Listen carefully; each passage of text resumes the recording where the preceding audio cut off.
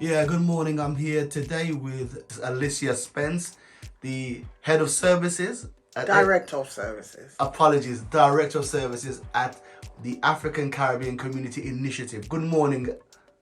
Oh, well, it could be good morning, could be good afternoon, could be evening, or good night. Good day. Good day. So, Alicia, tell me a bit about yourself and your journey to working with ACCI. Right. You want to know a bit about myself? Yeah, and do How long have you got? a whole day. All right then. Yeah. Because I have to go to work. Oh, yes. Right. Okay. Well, largely, you probably know you don't know that my parents, as with a lot of other people, the parents came ahead in 1965. My brother and I joined my parents here in Wolverhampton. And I started going to Penn Secondary Modern, it was called. I think it's equivalent to the present day Colton Hills. And, you know, the thing that struck me, I always tell people when I got to school. How difficult the school was. It was so easy in comparison to leaving school in Jamaica. Because you weren't doing anything. It's basic in that RAT, rat, CAT, cat. And I actually remember writing to one of my friends back home and say, try and come to England because school is so easy, you know. And yeah, on the back of that, recently there was a documentary about the ESN? ESN. But so would you have been put into an ESN? I, along with nearly all of us who came from the Caribbean, were put into ESN, education is subnormal. Classes or like special class, you know, children who have learning disability, you would say nowadays. Yeah. And there was this assumption with us that we all had a learning disability, which was quite frustrating, but it was good because I would do my work in no time and then I'd spend my day just chatting really. As you know, I'm quite a talker. No. And so I just thought, oh my life, you know, I wish my friends would come and we could have an easy school. Okay, so did any of your friends that you wrote to, did any of them end up in the UK? No, they didn't. None of them. Some of them went to Canada, but none of them really, the ones that I was close to, actually came at my invitation. No. Okay. But right. And so at the time, and I think it was difficult for our parents to understand what was happening in the education system because it was this thing: go to school, listen to the teacher, do your work, put your head to your book, and you'll be all right. And I mean, eventually I got moved out of the class really because I was bordering on being a bit disruptive, I think. So. No one could ever accuse of being disruptive. Yeah, it was just sheer boredom. Yeah. But interestingly, as you said, that documentary a couple of weeks ago, which Bernard Cord had written the book, How the West Indian Child is Made Educationally Subnormal. And I was actually at that conference. Oh. Yeah. You know, much later on in the 70s when the conference was held, because I think by that time, I understood what had happened to myself, happened to my other friends, and what was continuing to happen to black children within the education system. And so I moved up, and at the time I thought, I had this notion that I'd like to be a teacher, because coming from the Caribbean, you know, you're a nurse or a teacher or something like that. And I thought, teacher. Well, of course, at that time, you know, black girls weren't really, or not just girls, black children, Caribbean children weren't allowed to dream that they could become a teacher. Okay, so did you have any careers advice before you left school? Did you have careers classes and did they? They probably did, but it was nursing. So I thought, that's what they pushed you towards. Yeah, but not only that, it wasn't because at the time the nurse training you had two tiers. You had your state enrolled nurse, which is your practical bedside nurse, which had no career path at all. Once you're an SEN, you're always an SEN. You couldn't get promotion. You were the So one. it's like glass ceiling. Yeah. Yeah. And then you had state registered nurse, which is one where you could get promotion, become a ward sister or a matron.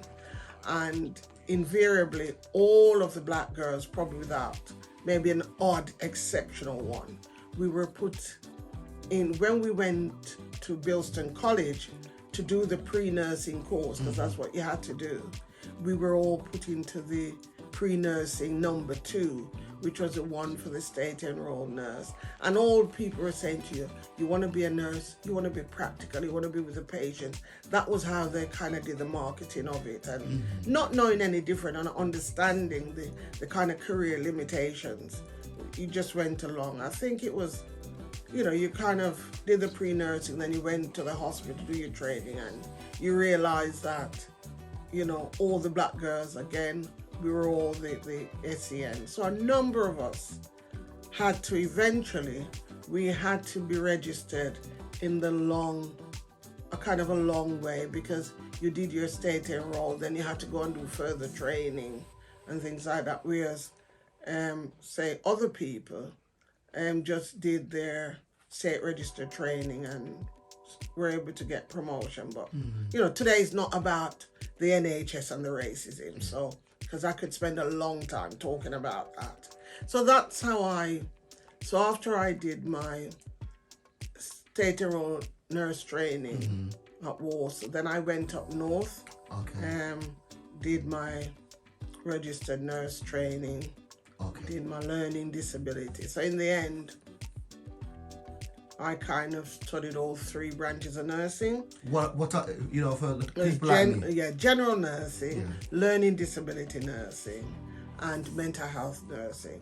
Is that still the same now? Yeah. Is it? Yeah. Okay.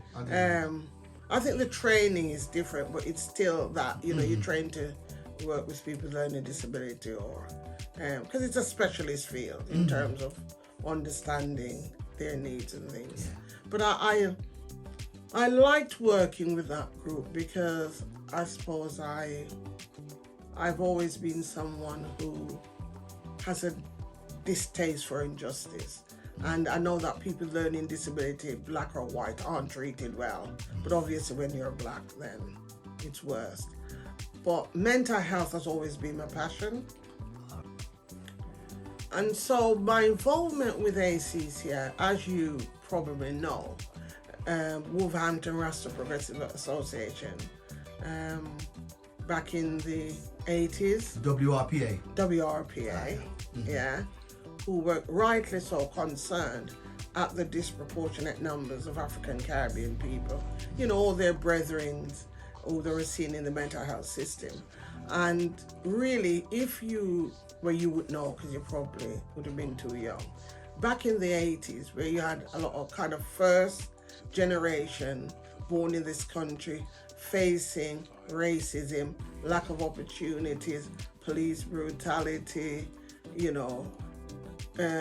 lack of career opportunities, and also a lack of an identity. Because what was happening, the parents were saying to them, "You are British, it's here you're born."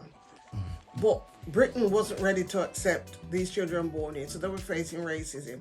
So there was Was it a Tebbit test when he asked which team you would support? Yes, right. That's it. I do kind of remember the 80s. Yeah, and so a lot of young black people then began to identify with Rastafarianism as a way of a sense of identity, because if they were born here and they were told no, and there's this rejection, so a lot of them became Rastafarians.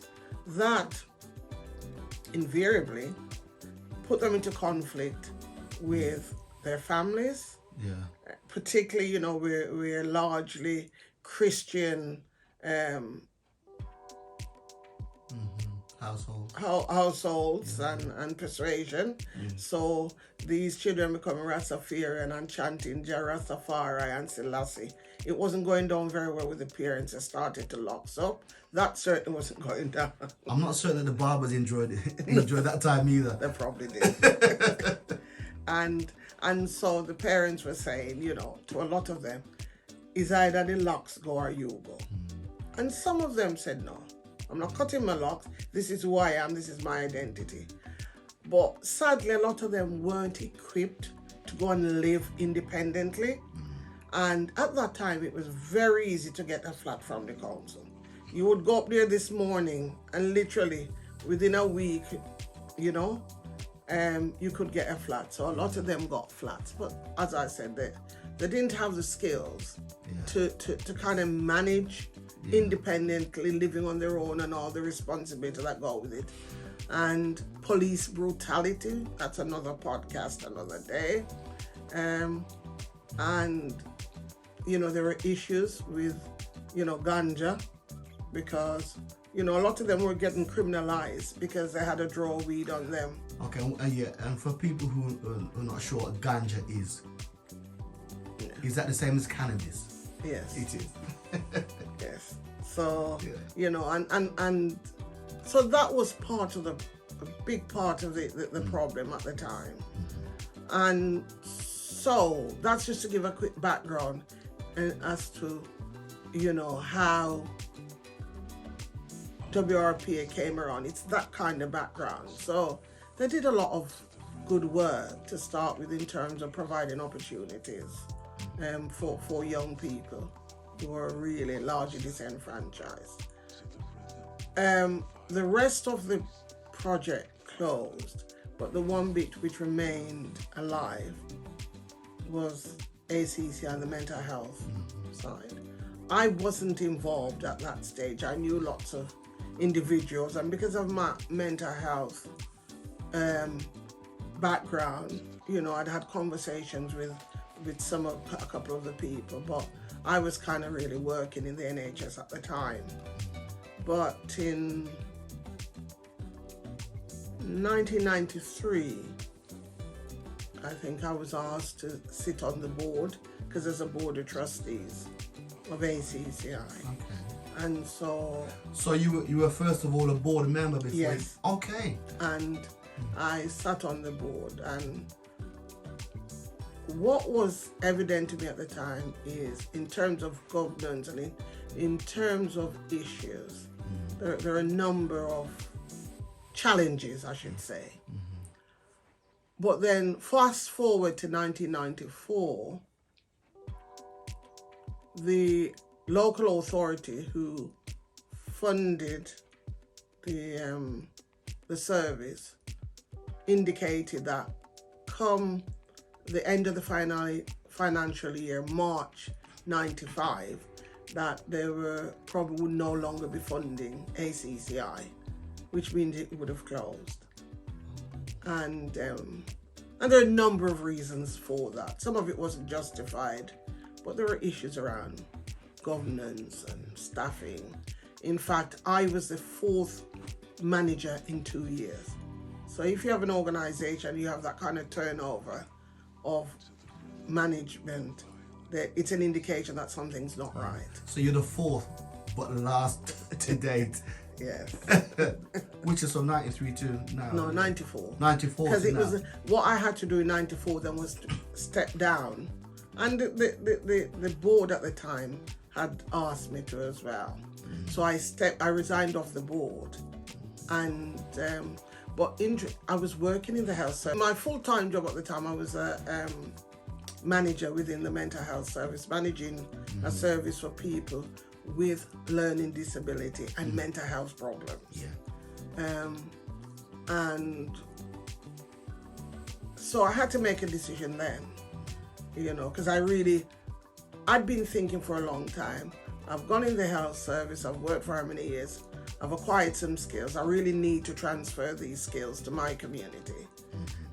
But invariably, there's always a financial penalty, and we have to be realistic. And the one thing that I used to think, well, will I be able to manage financially, you know, if I give up that salary? I did in the end, because I felt it was a sacrifice worth making, because I thought, if we don't save ACCI now, we'll never be able to revive it again. It will be another good service, you know, lost. So I left the health service. And in June 94, I started working at ACCI. June 94, and we're now in June 2021. Yes. And so, like I said, the rest is history. So I've been there since 1994. And I mean, you know, obviously, when I started, there were a number of very basic issues that had to be dealt with. But I was confident, you know, that I had to make some financial sacrifices. You know, the board gave a commitment that they would try, you know, and sort that out. But, you know, it wasn't as easy as that, because at that time, we just relied on funding from the local authority. I mean, we're commissioned, because you're into commissioning service. I don't understand commission and funding. People buy our service. We have to tender for it. Yeah. But also, you know, there are other ways of bringing money in. And so, when I started at ACCI, there was myself and 3 other staff. But for me at the time, one of the challenges was about engaging with the community, because I felt that one of the most important part of my role in order to ensure ACCI's survival was to get the community to own it, to feel a part of it. Because the service were there and their family members were coming, but it's as if there was a disconnect. So was that disconnect really based around the Rastafarianism? And that was part of it, and not just that. Even, you know, as far as a lot of members of our community were concerned, it's this ganja psychosis. Because at the time, one of the diagnoses for a lot of black people, ganja psychosis. And so you used to get situations where even if a white person was using cannabis or ganja, as they do, just like we do, and they presented their diagnosis, that was never was that the label given to them. There would be an assumption that it was something else. So was it an official label that was used? More or less, yeah. Ganja psychosis. If you look back, they don't write that in now. They may put substance misuse, because, you know, alcohol is as bad, if not worse. You know, I'm not here to promote either, but, you know, there has to be that recognition that, you know, when we talk about substance misuse, that alcohol and different forms of drugs. So there wasn't that ownership with the community, because I felt that whatever was happening to particularly our young men, they brought it on themselves. So part of our thing was to do some promotional stuff and raise awareness around the injustices and things that was happening in mental health with black people. You know, they're being over-medicated, being sectioned more than anybody else, you know, being restrained, dying in mental health. All those things were happening, and the community needed to be made aware and know that unless we stand up and challenge, then this abuse really would continue. Was it also a situation where people were, if it didn't affect them, they weren't really... Oh, yeah, because it was somebody else, mad pitney, you know what I mean? Yeah. Until it was at their doorstep. But you see, mental illness is such that there isn't one of us that don't have a family member that's affected by mental illness. There isn't. Yeah. You know, I'm sitting here and there's lots of family members, people, you know, some diagnosed, some not diagnosed. You know, so no, but seriously, it's so that was a challenge, and also to build a relationship with the members, as we call them. You know, so they're not service users, they're not clients. No, they're members, because we're a family. That's the ethos. You know, because for me, A.C.C.I, one of the things I say, we don't work with diagnosis. We work with people. So we're not really interested if you're a bipolar or a schizophrenic or whatever, you're a human being. You're somebody's brother, somebody's child, certainly somebody, and therefore we work with the individual, not the diagnosis. So we would say there's more of a holistic approach. Yeah, when people come into the center. And one of the things that quite often would happen sometime if people are becoming unwell and professionals are inclined to say, have you taken your medication? My thing is, don't ask that question. My thing would be, did you sleep well all right? Did you sleep all right last night? Anything bothering you? Have you had a cup of tea from one? That's how you start the conversation, because then that's about that person's well-being. So they can think you care. But if all you're going to ask them, did you take your medication? Because quite often they take it and they don't want to. So, So it's a less aggressive approach. It's a more humane. Yes. Yeah. It's not less, it's more. But it's it's not a negative, it's more positive. Yes. So really it's about, I care about you. Did you sleep well? Yeah. Have you had something to eat? Has somebody upset you? I mean, you'll probably eventually get back to that question, so all right. But then there comes a juncture where it's okay to ask that question. But if that's a first point of contact, it's not good. And so that's the kind of ethos and value. Yeah, you're quite right, because if you see someone and you don't even acknowledge them, say, hi, how you doing? And you just sort of say, have you taken your medication? It's almost as if you've disregarded who they are. No, not even say good morning. No, because all you're seeing is a diagnosis. Yeah. That's why you'll ask them about the medication, because you have to have a diagnosis in order to have the medication. Yeah. So when your first point of contact is, have you taken your medication? You're looking at a diagnosis, not a person. And so for me, that's part of my kind of whole ethos about how we need to work with people. I've, over the years, when I've given talks at conferences, and, people have said to me, or even locally, what is the ACCI? What it is, why ACCI work? I can't quite think of the word. And all you can say, it's humanity, to treat people like you would want to be treated. Yeah. And if you do that, you don't get it wrong a lot of the times. Things aren't always going to go smoothly, because if somebody's unwell and they're paranoid and they're seeing things or hearing things, it's not. But if you can just not focus so much on the negatives, but more on letting them believe, as we should care for them, so that was a big thing for me when I started to get that. So you started with that straight away. That was one of the first things you. It was always my thing, because I'd always worked with people with learning disability or mental health, and they say those are the Cinderella services, a special learning disability.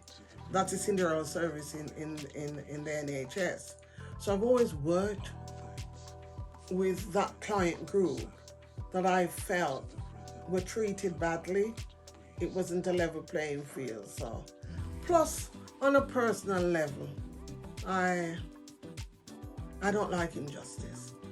That's me, and so where I see it, I'll try and stamp it out, or I'll certainly do what I think needs to be done, because again, I believe in leading from the front. I don't believe in saying, don't do this, and then I do the opposite. I don't believe in that. God, wait, what's a rush? You gotta go to work. I'm gonna go to work. I like being at work. Right. In terms of some of the high points, I think for me, building the relationship with our members, with their families, is very important to me, because if the beneficiaries of the service see no value in it, or you don't have a relationship with them, then, this kind of, you're doing onto rather than doing with. But a couple of kind of high points. As I said, I started in 1994, and one of the things I felt was important, we started talking about a holiday and going to Africa. And I think for a lot of people in our services who were first generation blacks, who didn't have a sense of identity, and everybody was going, to Jamaica. And I felt, no, I needed to do something different. We needed touch base with the motherland. And so we started fundraising and planning a trip. And we planned our first trip to Africa from A.C.C.I, where 10 of us went in 1996. So that was 2 years after I came into Paul's. It was a major. So within 2 years, you went to Africa? Of course. Oh, yes. And even to this day, some of the members who went with us still talk about that experience. Because what it did for a lot of the people born in this country, people talk about minority. We know we're not a minority. But in this country, you may be a visible minority. And you're being told you're a minority. Yeah. And so you probably feel mine and feel smaller. And going to Gambia, where there was just a sea of black people, gave a lot of people a sense of being a majority, because for them, seeing so many black people in one place, wherever they went, in the banks, if they had to go to the doctor, wherever they went, seeing all these black people was truly a phenomenal experience for them, and brought some kind of healing and a sense of identity, and that. So that was. And how were the staff that travelled? How many staff members did you bring with you? There were 3 staff. 3 staff and 7 members. Oh, wow. Okay. Yeah.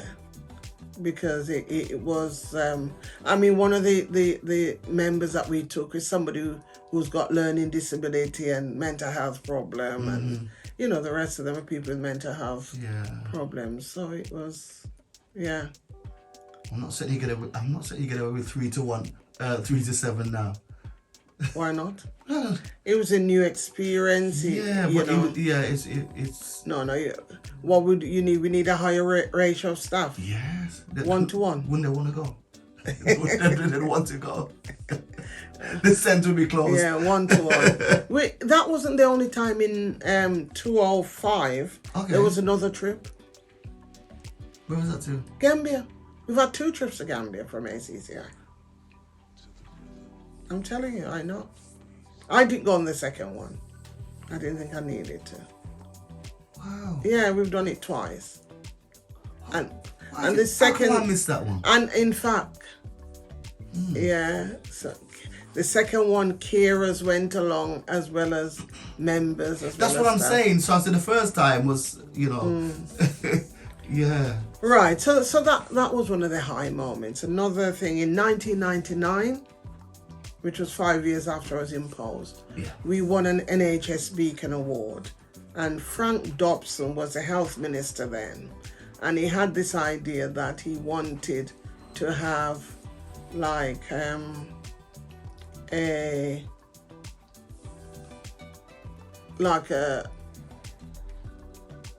what is it? Oscar. Almost like, you have the Oscar award. Yeah. So he wanted an Oscar type thing for the NHS for services to try and promote, good practice. Good practice. Yes. And we were certainly the only black service nationally that got an NHS Beacon Award. And that was for working in partnership and collaboration with the local trust, local hospital, also being innovative. Although I sometimes have a problem with the word innovation, because sometimes they use it that often. You think, well, how often can you innovate? You need to consolidate at some point, right? But anyway, so we got that, and with that, it bought, I think it was about 60,000 at the time. A significant amount. Significant amount of money. Even that would be a support. Yeah, and it was unrestricted, which is good. Because quite often, sometimes when you get funds, it's restricted, but that we could spend it whichever way in the service. So that was another. I mean, there's been many. I think it was 201, we had Denise Welsh from Coronation Street. No, the story about Denise Welsh. You had a conversation. Yeah. And what can you tell me about the conversation with Denise? What can you tell me?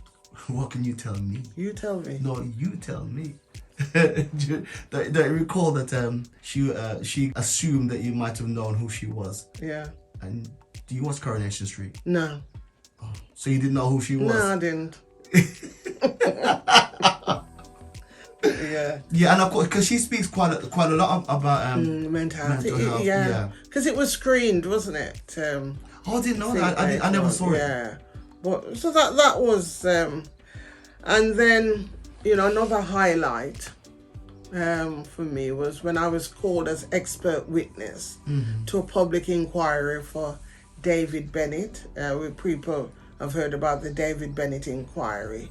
There's this young black man that was restrained and died in a mental health private hospital down south, and there was a public inquiry, and I was asked to be an expert witness. So that was, that for ACCI, because that was about me as it's about the organization's reputation. Well, I didn't know about that inquiry. Yeah. And quite a few people will not have heard of it. They can Google it, the David Bennett inquiry. I will now. Very good report. Yeah. In what can go wrong, because what happened shouldn't have happened, but it did. Yeah. And there's lots more, but those are just some of the highlights. I can. But it's good to kind of acknowledge and celebrate the highlights, because I didn't know some of these things. Yeah, and there's more. And I've known you for a few years. You have, and there's more that I could tell you, but I haven't got time today.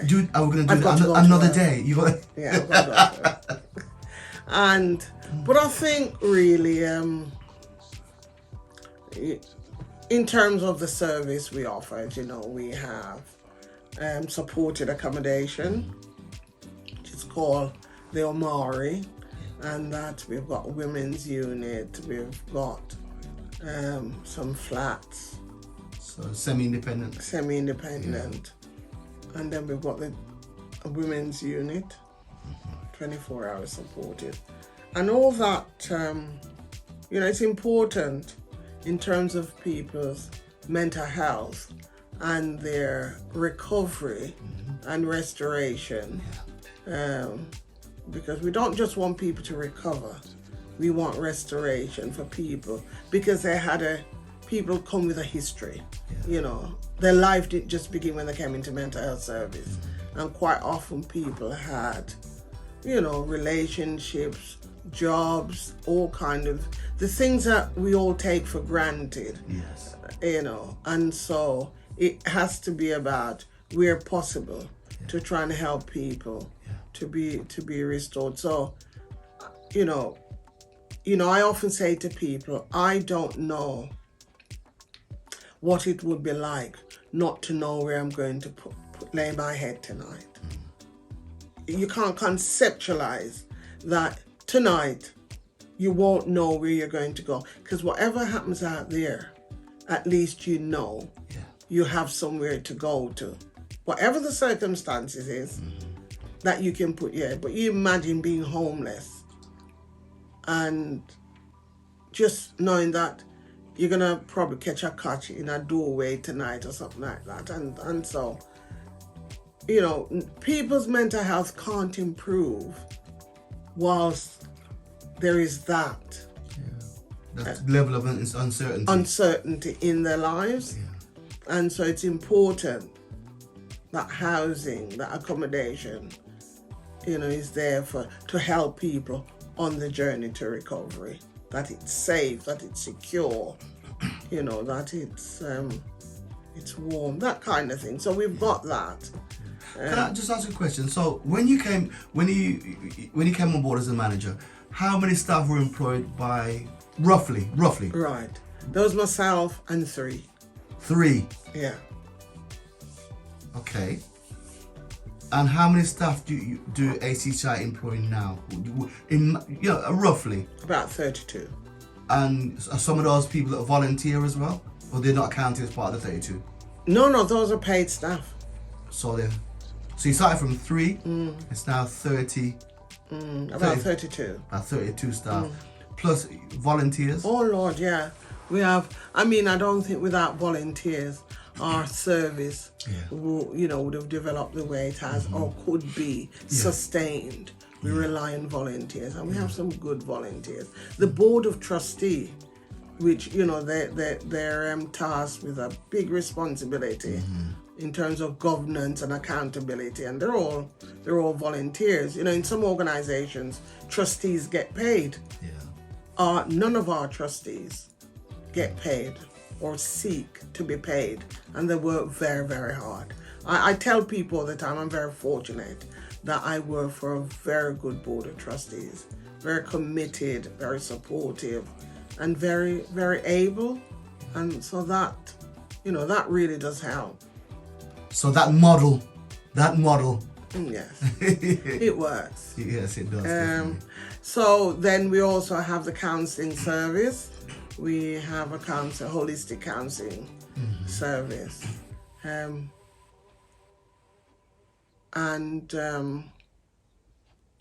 other type of therapy as well, and holistic therapy. So they do aromatherapy, Reiki, acupuncture, a range of things, plus the talking therapies. And we've had people, and just to say really that our service is specifically for African Caribbean, but not exclusively so, because people want good service. So we get referrals all the time. Obviously the service, the ethos and everything about the service is about meeting the needs of African Caribbean people, in terms of the food that we provide on a daily basis, the images around the center, because all that has to be about a positive reflection of who we are. But we have other members, Asian or white or whatever, who use our service, because it is about, everybody wants a good service, and so for us, it's not about treating anybody bad. It's that whoever comes through our door has a right to expect a good standard of service. And then we have the hub, where people come in during the day, the well-being hub. That's where people, obviously because of COVID and thing, it's, we've had to be COVID compliant. So we've had to reduce the numbers, we've had to put people in bubbles. I suppose we'll see what the 21st of June brings. But also with that, you still have to deal with the anxieties of some of our members who are still quite anxious about mixing. So what we had to do really was to start to do a lot of services virtually. So a lot of the group activities we're doing virtually. So we do a mix now. There's some that people come into the hub and others. And going forward, I think it's going to be that way, certainly for another year or so. Yeah. So COVID had a massive impact on the service you were able to provide. It did, but I'm very pleased to be able to say we were one of the few services that didn't close throughout. We've never closed. At one point, when the COVID pandemic was at its peak last year, we opened 3 days a week. But then not long after, we went back to 4, then to 5. Yeah. But we've never closed. There are other services that had shut the door. And because working with the client group that we do, I was just very mindful of the fact that their levels of anxiety would be increasing, the isolation, loneliness. And, I thought, as long as we do our risk assessment and, do what we need to do PPE-wise, because my thing was, well, the people in the supermarkets are more at risk. There's hundreds of people going by every day. They're having to work. Nurses are having to work. Police are having to work. Yeah.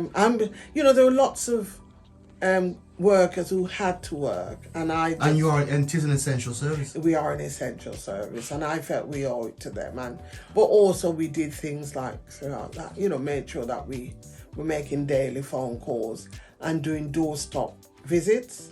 So we'd go knock people's doors, stand back, make sure there's eyeball contact and that kind of thing. So, we have an outreach service as well, and they were very, very proactive and doing their visits and accompanying people wherever they had to. Yeah. Wow. So there, in what, 15-20 minutes is all about ACCI, the African Caribbean Community Initiative.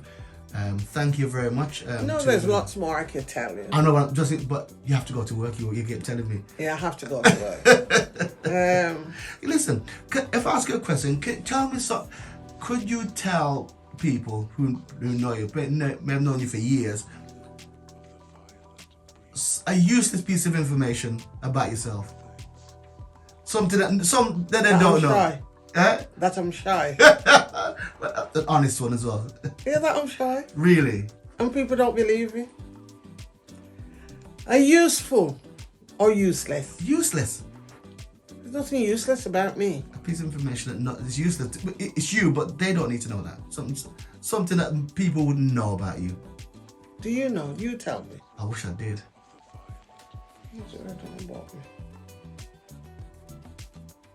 Oh, Paul, that's difficult. I know. Think about it. Anger. Useless. Is what me like? Yeah, that's not it. I'm shy. There you go. So we've heard it first here today. And when I said it to my sister, and she just keeled over laughing, I said, listen, I'm shy. Yeah. No, because what I want people to, you know me, I'm a very passionate about things. Yeah. And can I say something? You can say, yes, you can. Well, you got edit. Say whatever you want to say. I think I'll leave it in. No. Yeah. You go edit. Right. I think what I want to say is really in all of this, just to really, big up the staff. I have very, very dedicated, hardworking staff group, people very committed and to provide a good. And there's so many supporters. One of the things which I did mention, which I should have done. Yes, you should have. Yes, was that, the World Mental Health Day event, which we have in conjunction every year with Jubilee Christian Center. For the last over 10 years or so, they've actually turned the church service over to us on that day in October, where we can, have a celebration of people who've experienced mental health distress, and I think that's really, really positive. Oh, good. And what about the gala? The gala. Oh, I don't want to talk about the gala. Yes. Well, our annual gala, which is... Yeah. It's second to none. It has been. And sadly, because of COVID mash you up. Right. COVID did not discriminate. I'll tell you. that woman ain't messing that COVID. Yeah. So, yeah, obviously there won't be a gala this year. And we'll have to see what next year brings, because I think the thing with the gala, you need the numbers in order for the event to kind of be viable, financially viable, because of the cost of the room and stuff like that. So we'll have to see. And, you know, we don't want to have a gala and put it outside the affordability of our community, because that's what it's about. So you don't sell, you know, seats for like 100 or 200 pounds. Oh no. And this is so that so the members are able to attend. Yeah, well, it's about the members, because it's about, you know, acknowledging their achievements throughout the year or the years, and it's an opportunity for them to dress up and come out and, you know, socialize with people who don't necessarily have a mental health diagnosis. Because one of the things with people with mental health issues is that they don't have many valued social relationships. You know, they tend to just socialize with people who have mental health problems as well, or some of the ones we work with. And so that's an opportunity. Yeah, and what was it? I remember you always used to say about one member, and they talked about people ignoring them, and they could always remember. Yes. Yeah, I think, in fact, this was... Yes. It was somebody that we worked with. Yes. And it was when he was quite acutely unwell. You know, and his behaviour wasn't what it normally would be, but I was able to engage with him, and because I wasn't afraid of him, because you can't care for anyone you're afraid of, because the fear paralyzes you. It doesn't mean that you shouldn't be cautious or take, you know, precautions. Don't put yourself in unnecessary risk.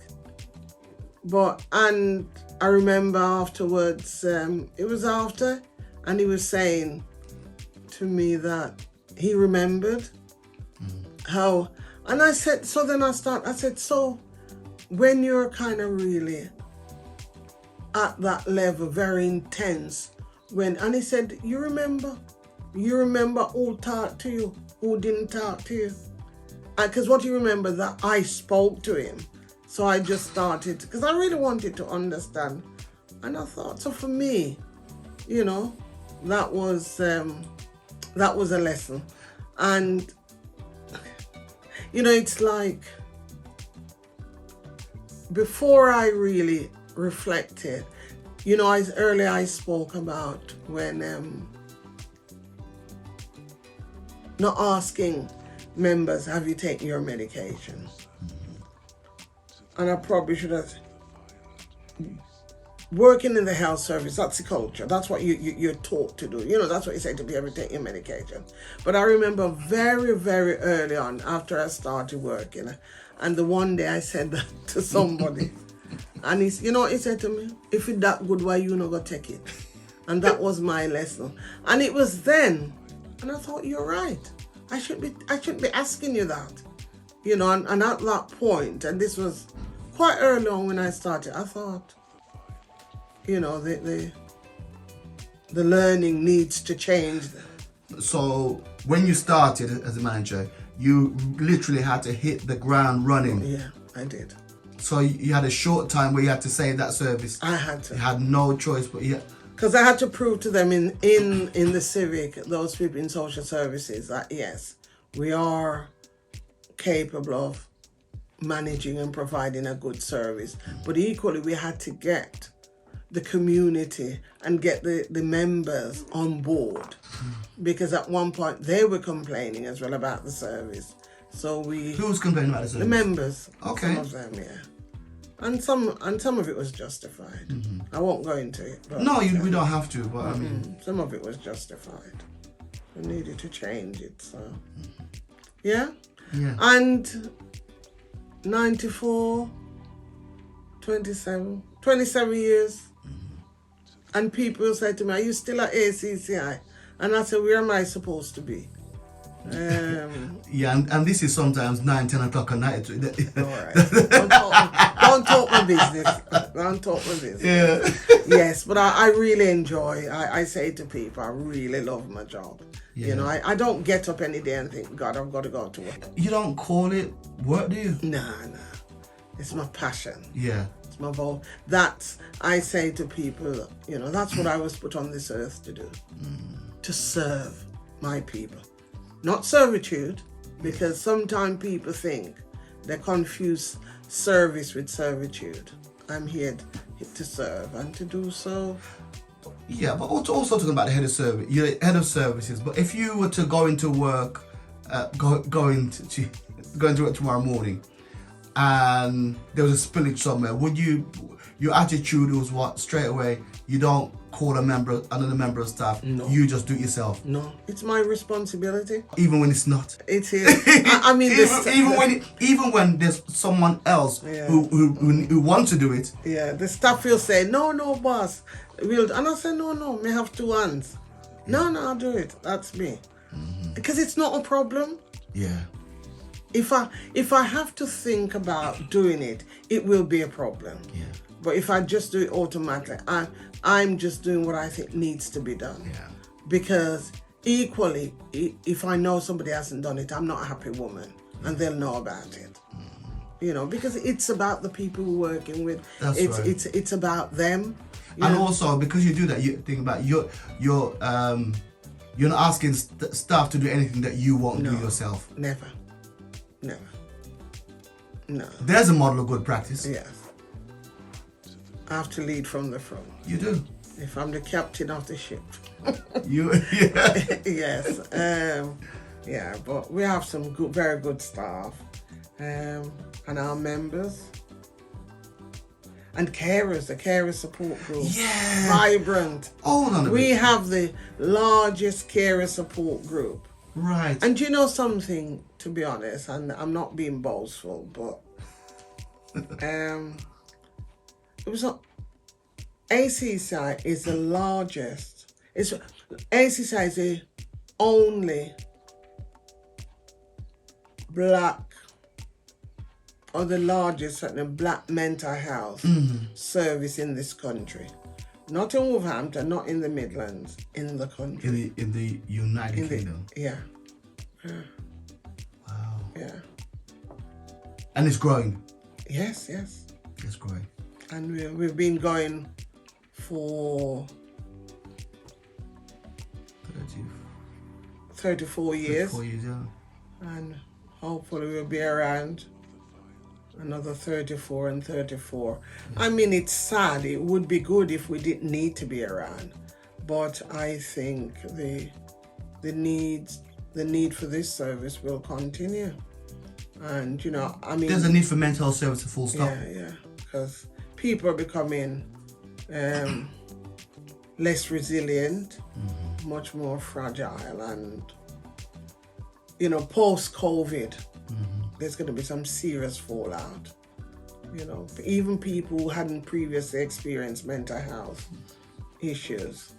Because I think we've all been affected, some more than others, but I think we're gonna see some fallout in the next few months, years, whatever. So sad, but you know, the kind of cliches, you know, look after yourself, be strong, and sometimes it's easier said than done. But you know, we have to try and look at the positives. You know, that we're alive. You know, we may have our health challenges, but we can get about. Those of us who have a job, we have a job, we have a roof over our head. You know, we can't go on holiday because the rating might change when you're there. So. when you're on the plane. Yeah. So, you know, stay put. Can't guarantee the weather in this country, but it don't matter. Got some nice weather today, though. Yes. Yeah, So we are blessed. We are. Yeah. We are. And, you know, when I used to give talks up and down the country, I always ended with, you know, my acres of diamond. No. Acres of diamond? No, please explain to me. All right. Yeah. And this really, it's a true story about a couple of Americans who, obviously everybody knows that Mother Africa is covered in diamonds and gold, even though it's people don't benefit from it. But so they sold up what they had, went to Africa and bought a farm in search of diamond. And they were there and they were searching, but they didn't know what a real diamond looked like.